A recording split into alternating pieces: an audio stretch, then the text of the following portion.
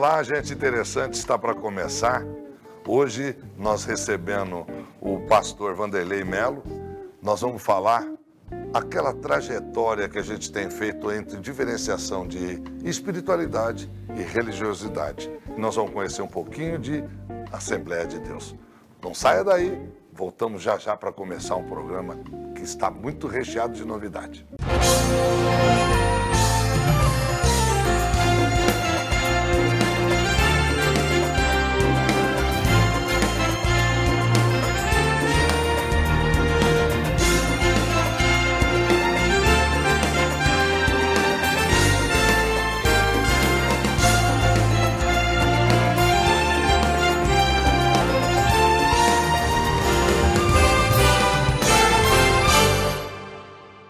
Olá, bem, então hoje nós estamos recebendo o pastor Vanderlei Melo.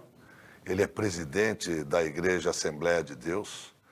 Tem uma trajetória enorme que começa aos 7 anos, ele vai contar para a gente vai saber um pouquinho mais disso daí.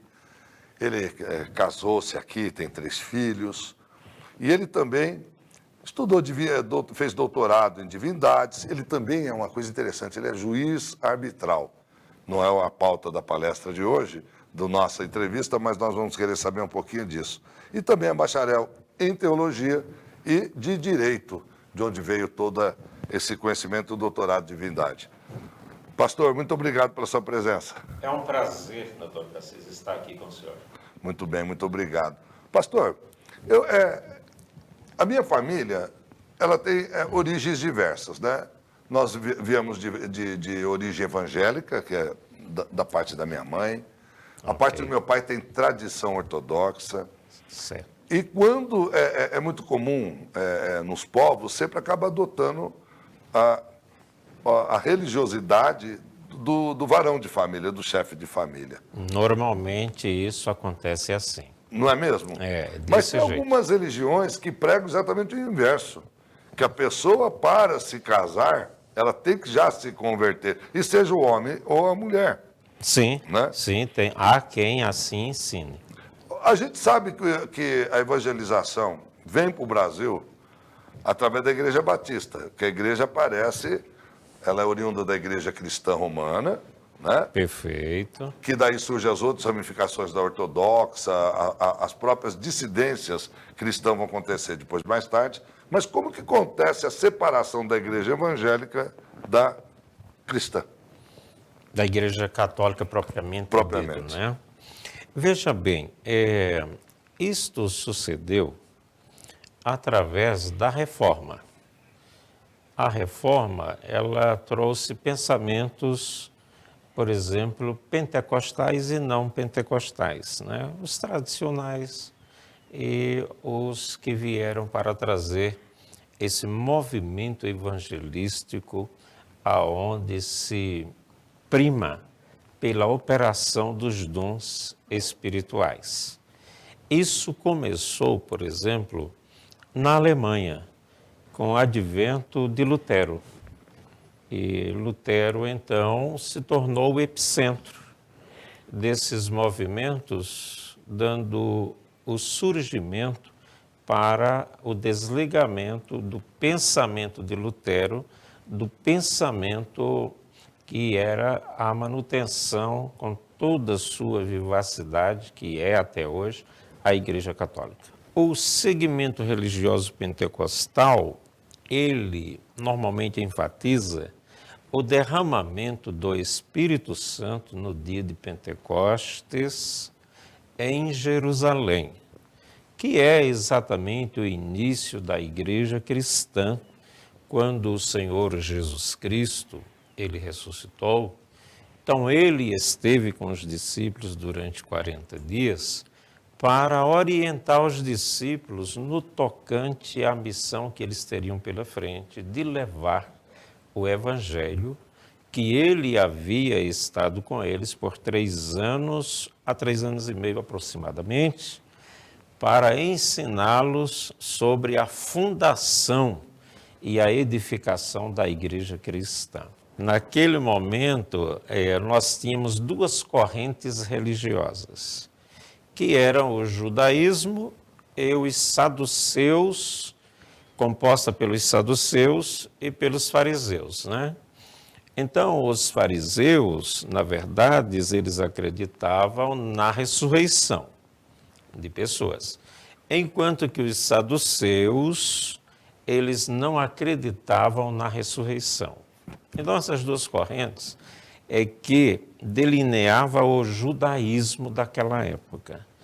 E Jesus Cristo, ao vir, ele então ensinou uma doutrina para os seus discípulos, que eles deveriam usar a fé e não deixar de praticar a lei que seria modificada dentro do sistema da igreja cristã, não somente, por exemplo, o praticar a lei como a lei mosaica no seu inteirinho, mas Cristo resumiu a lei, por exemplo, dizendo: ama o Senhor, o teu Deus, de todo o teu coração, de toda a tua alma, de todo o teu entendimento, e ao próximo como a ti mesmo. Aí Jesus Cristo disse: a lei se resume nisso. Então, esses dois mandamentos que o Senhor Jesus Cristo resumiu toda a lei neles, passou para os discípulos, e os discípulos então absorveram esse ensino, que passaram a partir dali a ensinar às pessoas. Porém, o Senhor Jesus Cristo diz: fiquem, permaneçam em Jerusalém, até que do alto sejais revestidos com poder. E ser-me-eis testemunhas, tanto em Jerusalém, como em toda a Judéia, Samaria e até aos confins da terra. Então, aí os discípulos estiveram aguardando em Jerusalém justamente esse revestimento de poder, o qual veio a acontecer em verdade no dia de Pentecostes, que era uma festa comum para os judeus, a comemoração do dia de Pentecostes, quando começavam as primícias ali em Israel, aonde as pessoas traziam os primeiros frutos da terra para apresentar no ritual da lei ao sumo sacerdote. Que eram as festas judaicas. Exatamente. Nós temos 1900 anos depois, nos Estados Unidos, Berg, ou seja, Daniel Berg e Gunther Wirgen, Gunnar Wingre. Quase igual, Gunnar Wirgen, são dois suecos que vêm para o Pará em 1910. E aqui eles abrem os primeiros caminhos da evangelização. Da evangelização. E que eles fundam e mudam o nome de Igreja Batista para Assembleia de Deus. Um ano já depois, 1911, eles já são os primeiros fundadores e daí disseminam pelo país. Pastor, o que diferencia, grosso modo, eu já entendi que o senhor falou da diferenciação das igrejas, mas o que vai diferenciar fundamentalmente a Assembleia de Deus da Igreja Batista que deu a raiz à Assembleia? Muito bem. Os nossos irmãos, Daniel Berg e Gunnar Wingre, eles receberam de Deus uma orientação, estando eles em um congresso de missionários da Igreja Batista, ali nos Estados Unidos, e resulta que, na revelação, o Senhor ordenou a Gunnar Wingre para ele ir para um lugar que ele estava determinando a ele por nome Belém do Pará. Olha só, coincidência. É coincidência. Então, veja só. Então, ele foi buscar no mapa pensando que seria em Israel. Jerusalém. Exatamente. E ele se surpreendeu quando percebeu que estava no norte do Brasil. Entendi. E ali ele começou a se preparar para vir, então, para o Brasil. Daniel Berg, por sua vez, ele, como sueco, ainda residia na Suécia, quando resolveu ir a esse encontro de missionários nos Estados Unidos. E exatamente lá eles se encontraram, tanto Gunnar Wingre quanto Daniel Berg. Então, quando eles se conhecem, começam a conversar e descobrem que tinham a mesma chamada missionária. Que interessante. Interessante. Aí então eles decidiram vir para o Brasil. E Daniel disse: eu irei junto contigo porque eu tenho essa mesma chamada para o Brasil. E aí então eles decidem. E eles fazem uma campanha ali dentro dos Estados Unidos para pagar a passagem que seria de navio. E aí então eles vêm para o Brasil, chegaram a Belém do Pará, como de costume, sem falar o idioma, né? E ali então foram para um hotel e depois foram procurar a igreja batista a qual eles pertenciam, como de fato a encontraram. E passaram a congregar ali. E Daniel Berg trabalhava durante o dia em uma fundição para sustentar as despesas dos dois e pagar o curso de língua portuguesa para Gunnar Wingre. Gunnar Wingre aprendia português durante o dia e à noite ensinava para Daniel Berg. Olha que interessante. Por isso, então, Daniel Berg nunca falou muito bem o português, porque ele aprendia como uma pessoa que estava recentemente aprendendo. Então, ele tinha dificuldade no português. E foi muito importante a presença dos dois ali em Belém, porque, veja bem, fundaram ali, depois de congregarem um certo tempo, aproximadamente um ano na Igreja Batista, o Senhor Jesus Cristo, usando eles em uma ocasião que o pastor precisou viajar, batizou algumas pessoas com o Espírito Santo. E quando chega o pastor da igreja e percebe aquele movimento do batismo com o Espírito Santo, ele diz: não, eu não aceito isso aqui. Essa doutrina aí nós não adotamos aqui. Aí então falou para ele: você tem que sair da igreja com essa sua doutrina, porque isso aí para nós não estamos de acordo. Aí então foi quando Gunnar Wingre e Daniel Berg resolveram então sair da Igreja Batista com aqueles irmãos que tinham sido batizados com o Espírito Santo e que agora estavam aprendendo sobre o Espírito Santo. E nós vamos saber disso agora, logo depois dos comerciais. Nós temos ainda bastante coisa, além de saber disso, nós vamos saber a respeito das outras igrejas e saber um pouco mais da trajetória incrível desse pastor. Já, voltamos num minuto. Achei extremamente rápida a migração da plataforma presencial para o módulo online. Isso mostrou a responsabilidade, a competência e a estrutura da instituição e do seu corpo docente. Maravilhoso. Além de videoaula, a gente tem muito conteúdo que a gente não conseguiria em sala de aula. Principalmente as aulas ao vivo. Nós temos provas, temos trabalhos, temos aulas com videoconferências todos os dias com os alunos. Corpo docente de professores, mestres e doutores. Mesmo em casa, a gente se sente abraçado. As aulas online são práticas e seguras. O nosso curso de odonto está entre os 10 melhores do país. Unipós Norte, cada vez melhor, tecnológica e internacional para você.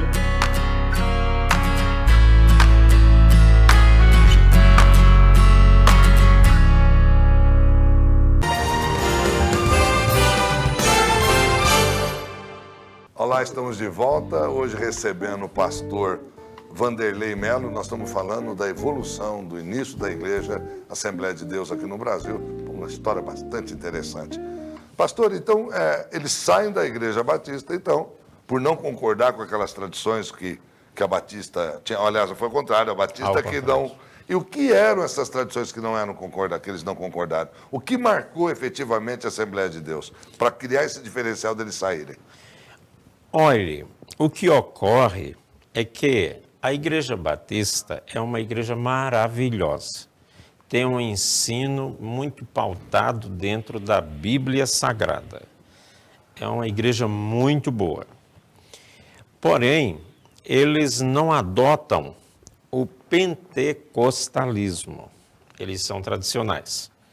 Então, naquela ocasião, com esse advento do batismo com o Espírito Santo, aquelas pessoas que foram ali receber o batismo com o Espírito Santo, o pastor ali responsável, ele disse: nós não concordamos com esse movimento. porque nós entendemos que isso aconteceu somente no dia de Pentecostes e depois nunca mais. Então, a experiência de Gunnar e Daniel demonstrava que não só no dia de Pentecostes, mas que ainda naqueles dias, como nos dias de hoje, é possível receber o revestimento de poder que é conhecido pelos pentecostais como o batismo com o Espírito Santo, que a evidência se dá pelas línguas estranhas. É o falar em línguas. O falar em línguas. E o falar em línguas, Deus concede a todos aqueles que Ele quer dar esse dom. E esse dom eu já vi muitas pessoas serem usadas pelo dom de línguas para falar o inglês, o espanhol, o próprio português e também pessoas que falam o alemão e o francês, por esse dom de línguas, porque para Deus as línguas são todas conhecidas, porque foi Ele que distribuiu. Existem muitas igrejas no Brasil hoje que adotam também a prática. Isso seria ser tocado pelo Espírito Santo. E o apóstolo Paulo, ele menciona os 9 dons do Espírito Santo. Ah, são 9? 9. Eu achava que eram 7. Bom, eu não vou entrar em 9 dons, porque teria que contar todos, mas falar em idiomas é um deles. Falar idiomas é um deles. E, bom, quando a pessoa fala idiomas, as outras pessoas também têm que entender idiomas? Não necessariamente. As pessoas ouvem, às vezes não sabem o que está sendo falado. Porém, tem aqueles momentos que Deus levanta pessoas com o dom de interpretação das línguas. O batismo é só da Batista? O batismo nas águas, todas as igrejas cristãs fazem o batismo nas águas. Agora, o dom de línguas só as pentecostais. Uma pergunta inocente. Inocente. De verdade, inocente. Um pastor de uma igreja pode proferir fé em outra igreja batista que não seja da sua mesma linhagem? Poder pode, porém as igrejas, por terem a sua doutrina e a sua orientação, normalmente que elas fazem, como nós fazemos, ensinamos os nossos pastores, os aspirantes a pastores, a obreiros, como assim falamos, para que eles aprendam a Bíblia e a doutrina da igreja. Pastor, me fala uma coisa, como é que você, antes de falar da sua trajetória, como é que vocês estão vendo esse problema da pandemia? Os fiéis não estão sentindo a falta da igreja, a falta da fé? Ou vocês estão conseguindo manter todo mundo alinhado online, falando com eles? Como que é essa transição, que é um momento de muita oração, muita necessidade espiritual, de se aproximar da igreja, e nós somos proibidos de chegar na igreja? Como que resolve isso? Doutor Cassis, veja bem, a pandemia, ela veio num momento que todos estávamos bem e fomos surpreendidos pela pandemia. Ela não é um problema local, mas ela é um problema mundial. E nós, a igreja, realmente sentimos falta dos fiéis nos cultos. Por quê?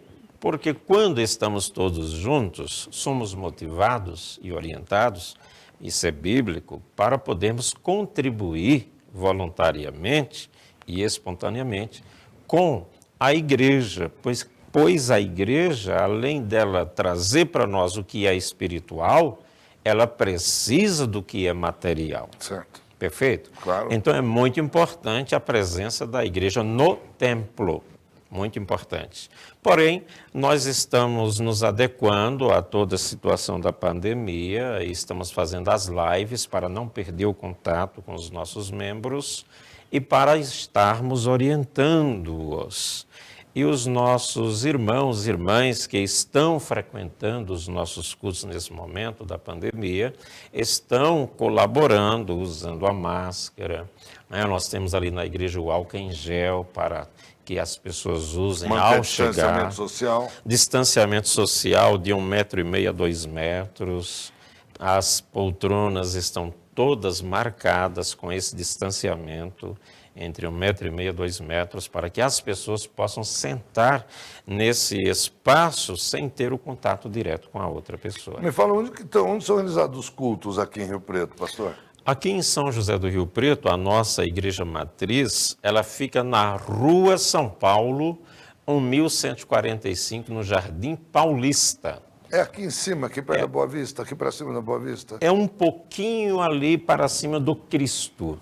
Tá, certo. Maceno. Já sei. Então, pegou ali a Rua São Paulo, que está ali na esquina ali, o posto de saúde. Certo. Passa em frente ao Palácio das Águas e logo ali acima estamos. Só tem essa, aqui em Rio Preto só essa? Aqui em Rio Preto, essa é a matriz, na Rua São Paulo, porém, dentro da cidade nós temos mais 42 igrejas. Pastor, o senhor me conta que o senhor vem de família católica. E o senhor, os seus pais se convertem, e o senhor passa a ter a primeira experiência aos 7 anos. Daí, de maneira assim, bem resumida, como é que o senhor acabou saindo daqui, se formou no evangelismo, foi para a Batista, daqui saiu para o exterior, foi na Assembleia de Deus, viveu fora no país e acabou voltando até por um problema de saúde. Mas me conta rapidamente essa trajetória. O que aconteceu que o senhor despertou para a religião tão jovem? Veja bem, doutor. Eu nasci no estado da Paraíba e ali a nossa família, de ascendência portugueses, né? Descendemos dos portugueses e crescemos ali até 14 anos no estado da Paraíba. Aos 7 anos de idade, meus pais vieram para a Assembleia de Deus. E o meu pai, ele veio porque ele estava examinando a Bíblia. E chegou um dia na vida dele que ele dobrou o joelho dele antes de dormir e disse: Deus, revele para mim o caminho que eu tenho que seguir, porque eu estou lendo a Bíblia e estou um pouco confuso. Mostre-me qual é o caminho. E aí ele teve um sonho, apareceu uma pessoa para ele no sonho, chamou ele pelo nome, dizendo-lhe: Manuel Melo, sejas tu um crente. E aí abraçou ele e encostou a testa na testa dele, no sonho. E ele, então, ao despertar, despertou toda a família, ainda era escuro, não tinha amanhecido o dia, e ele falou para nós, ele disse: a partir de hoje, eu sou um crente. Aí contou o sonho. E então, a partir dali, nos fizemos, então, evangélicos e passamos a frequentar a Igreja Assembleia de Deus, porque antes frequentávamos a Igreja Católica normalmente, todos os domingos na missa. E o que chamou para evangelizar fora do país? Você foi para Nicarágua? Para Nicarágua. Então, ao vir para São José do Rio Preto, eu cheguei aqui em 1976, a primeira vez. Depois eu fui morar em Porto Alegre. E de Porto Alegre voltei para São José do Rio Preto. Desde 1985 estou aqui na cidade com as saídas e vindas. Então, em 1997, foi quando a missão que a nossa igreja faz em Nicarágua precisou fazer a mudança de obreiro lá. E o saudoso pastor José Perozin, nosso pastor na ocasião, ele telefonou lá de Nicarágua para mim dizendo: irmão Vanderlei, eu preciso do irmão aqui em Nicarágua. O irmão cuide em fazer a sua papelada, seu passaporte, corra atrás, porque ao chegar em São José do Rio Preto, estarei despedindo o irmão para Nicarágua. E aí, então, foi aonde Deus começou a trabalhar nesse sentido na minha vida. Então, 1997, mais precisamente, dia 13 de outubro, eu saí de São José do Rio Preto para Nicarágua. No ano 2000, eu tive o problema do vitiligo. Sim.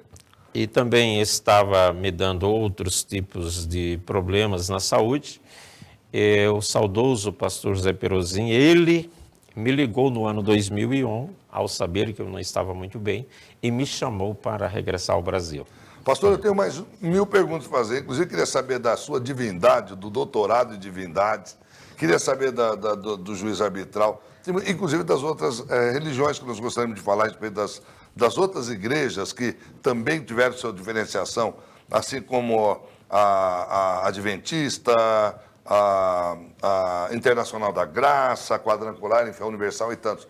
Mas, infelizmente, nosso tempo está exaurindo. Eu gostaria que o senhor encerrasse esse programa me convencendo para ir para a Assembleia de Deus. Se o seu pai teve esse dom ou teve uma revelação noturna, faça a revelação para quem está te escutando agora. Veja bem, meu amigo, minha amiga, essa questão da salvação é uma questão que todos nós um dia vamos necessitar, vamos precisar. O apóstolo João escreve em João 3,16 que Deus amou de tal maneira o mundo que deu seu Filho unigênito para que todo aquele que nele crê não pereça, mas tenha a vida eterna. É essa vida eterna que todos nós precisaremos um dia. E Jesus Cristo diz: sem mim nada podeis fazer.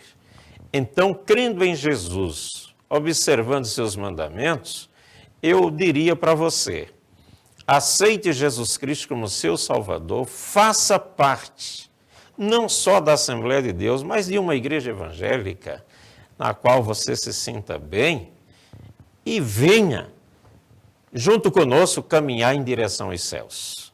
Nós, da Assembleia de Deus, primamos o ensino da Palavra de Deus para que as pessoas conheçam o caminho da salvação e tenham por si só a decisão de vir ou não.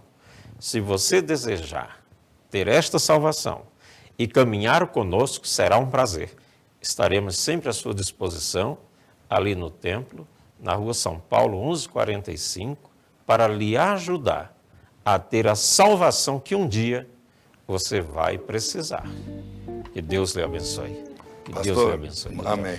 Pastor, muito obrigado. Obrigado pela presença do Pedro Antônio aqui também, auxiliar. Tá? E agradeço a você também por nos acompanhar sempre. Te espero num próximo programa. Gente interessante encerra, mas esperando que você mande as suas perguntas, esperando que você mande seus questionamentos. Serão bem recebidos. Até o próximo programa.